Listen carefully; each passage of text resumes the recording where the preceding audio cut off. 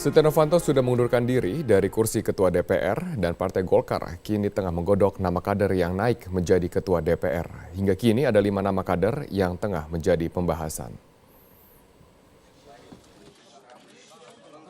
Mundurnya Setia Novanto dari jabatannya sebagai Ketua DPR RI periode 2014-2019 membuat tampuk pimpinan DPR tersebut lowong. Dalam aturan Undang-Undang MD3 menyebutkan, jika salah seorang pimpinan DPR berhenti dari jabatannya, maka anggota pimpinan lainnya menetapkan salah seorang di antara pimpinan untuk melaksanakan tugas sampai ada pimpinan definitif. Dan harus berasal dari partai politik yang sama.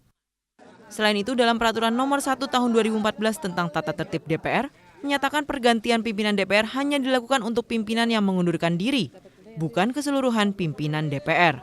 Pimpinan DPR lainnya harus meminta nama pengganti kepada partai politik yang bersangkutan.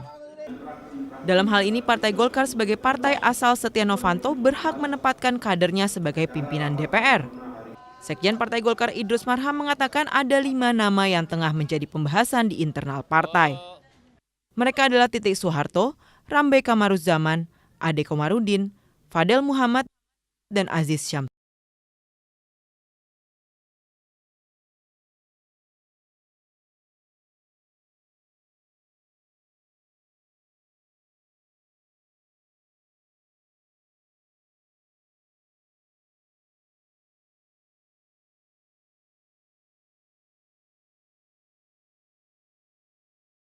Keputusan kekuatan Partai Golkar ada pada sistem, ya bukan ada pada orang-orang, tetapi sistem ini nanti akan menggodok siapa-siapa nanti yang akan kita tugaskan ya untuk dapat dicalonkan sebagai Ketua DPR mengganti Setia Novanto.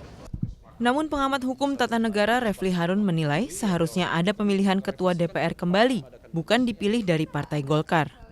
Ya ke depan ya mestinya ada revisi karena ini tidak logis. Kalau memang didasarkan pada pemilihan, kalau ada kekosongan mestinya pemilihan lagi ya.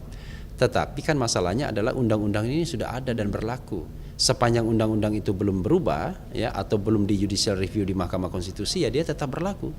Maka kemudian Golkar tetap mendapatkan jatah sebagai Ketua DPR walaupun menurut saya tidak logis begitu.